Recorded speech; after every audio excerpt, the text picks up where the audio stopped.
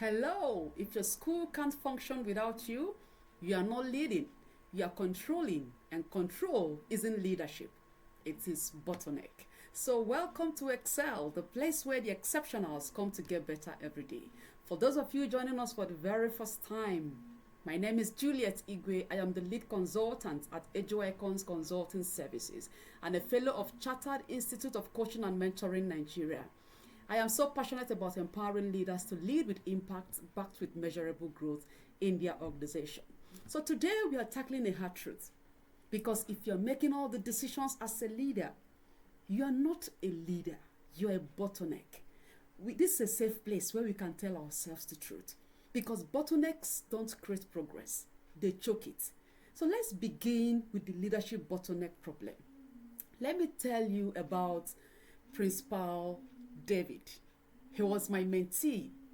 He was the kind of leader who believed everything needed his approval. If a teacher wanted to adjust the timetable, run it by me first.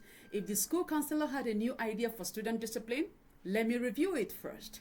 Even basic decisions like approving a new set of markers for classrooms, can you imagine that, had to go through him. At first, he felt in control. He thought he was ensuring quality. But soon, a pattern emerged. Teachers stopped making decisions. They simply waited for him. The leadership team became passive because no one wanted to take responsibility. Small tasks piled up. Everything moved very slow. And the worst part, the school was only as effective as his availability. Then one day, he missed work due to an emergency. Chaos. Decisions stalled. Emails piled up, classes ran late, and for the very first time, David realized the truth. His leadership wasn't empowering his schools, it was actually suffocating it. And that was when he subscribed to our leadership coaching. So if your school can't function without you, you are not leading, you are a bottleneck. And today we are going to fix that. Here is the uncomfortable truth. Most leaders think being in control means making every decision. But in reality, the more decisions you make, the slower your organization moves. Let's break it down. You see, you are overwhelmed because your day is filled with small, urgent decisions, leaving no room for real leadership. Your team is dependent on you because they've stopped thinking critically because they know you will decide everything. Your school is slow because every initiative, every approval or innovation is delayed, waiting for you.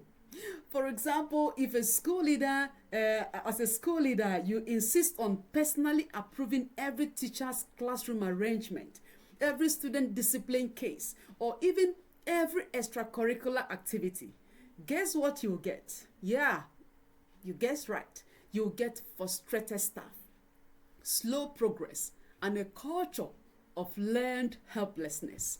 So how do you shift from bottleneck to real leadership? The best leaders don't make all the decisions, my friends. They make only the right ones. The rest, they empower others to handle them.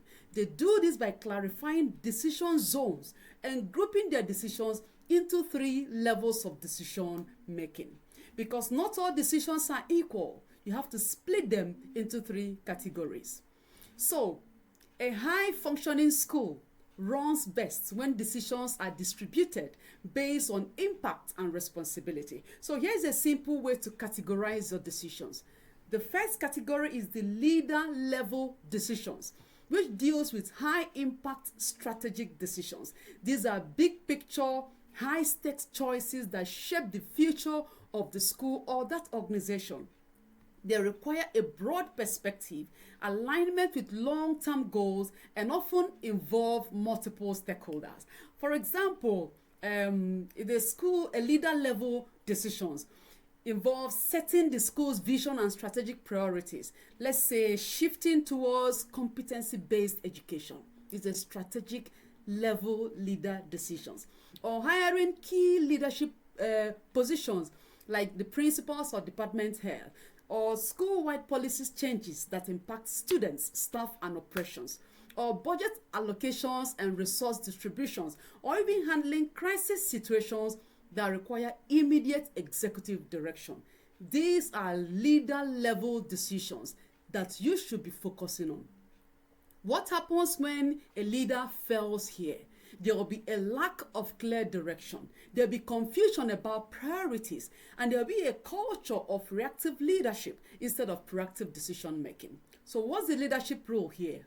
If you spend more time on minor daily decisions than on these high level decisions, you are leading at the wrong level. I hope that sinks.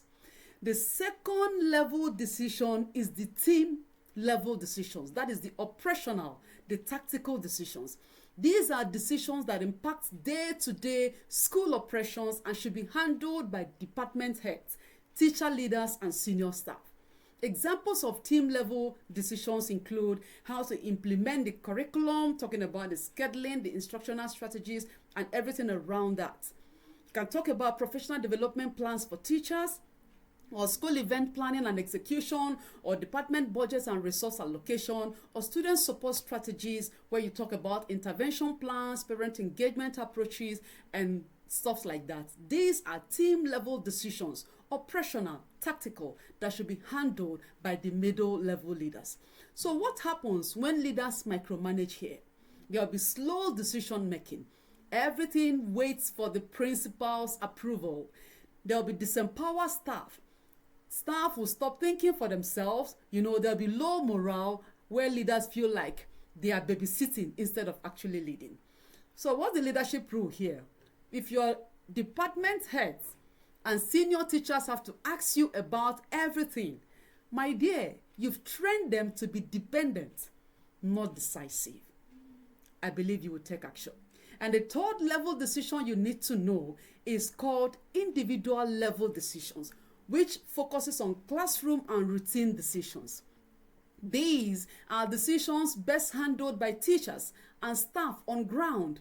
Leaders should never be involved in this unless a major issue arises. Come on, my dear leaders, you were not born to do everything. And that is why this video is being put together for you, so that you will know the type of decisions you should focus your energy on. Examples of individual level decisions include classroom management strategies within the school's framework, how to engage students in lessons, or daily logistics like seating arrangements, classroom schedules, or handling minor student discipline issues, or communicating with parents about student progress. These are individual level decisions. But what happens when leaders interfere with this level? Teachers feel powerless to manage their own space, their own classrooms. Leaders get buried in tiny decisions that distract them from the real strategy that should move the school forward.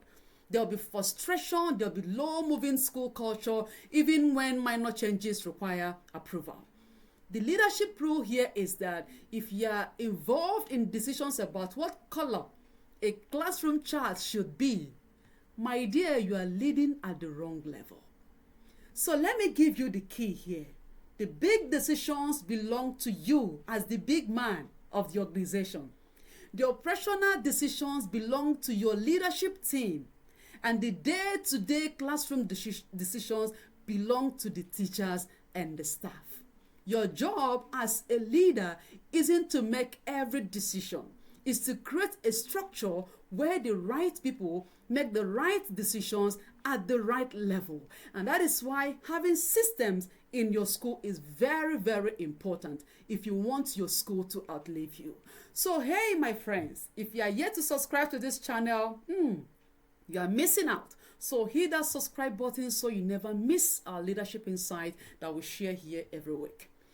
The number 2 aspect of the leadership decision you have to consider is to give your team guiding principles, not just policies. Many leaders believe policies will fix problems, but here is the truth. Policies tell people what to do. Guiding principles teach people how to think.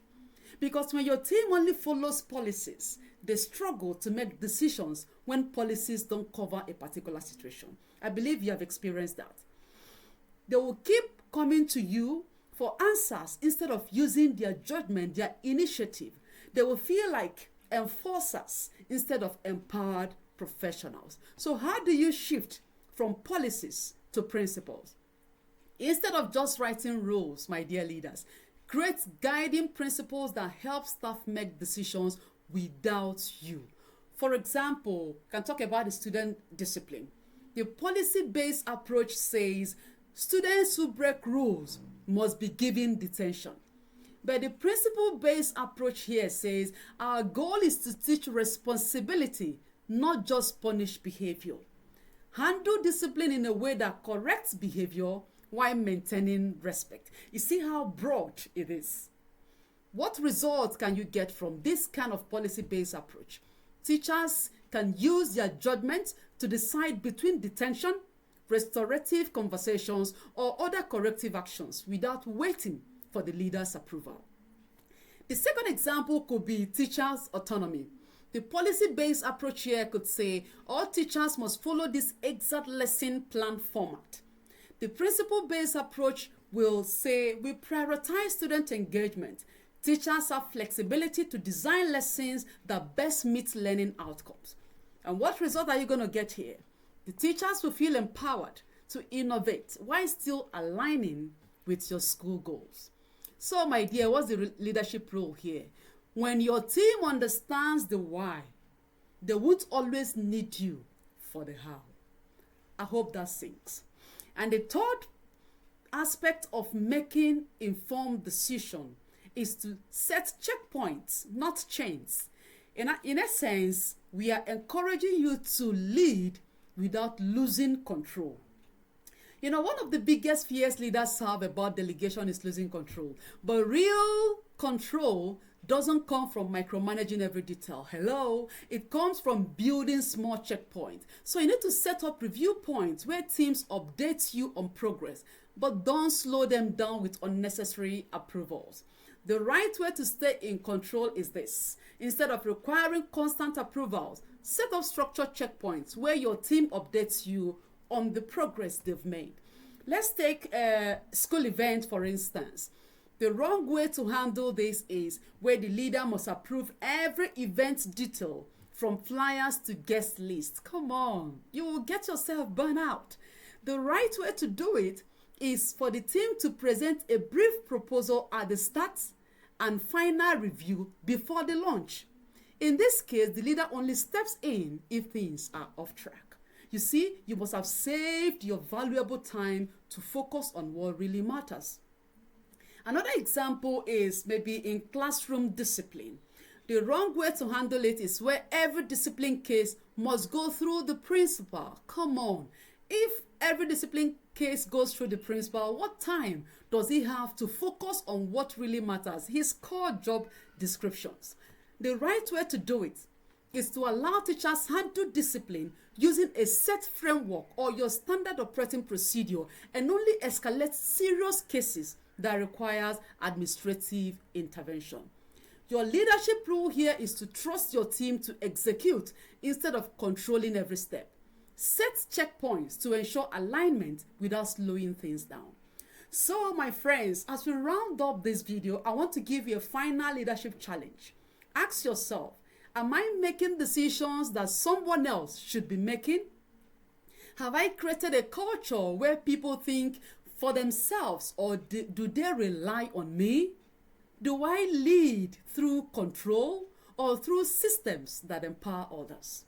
Remember, my friends, real leaders don't just run schools. They build leadership at every level. So come on, fix the bottlenecks, empower your team, and watch your school thrive. Drop a comment. What is one decision you're ready to delegate starting today? Let's talk about it and learn from each other. And if you found this video valuable, hit that subscribe button and give us a thumbs up and share with any school leader that needs to see it. Until we see you again in our next video, stay blessed.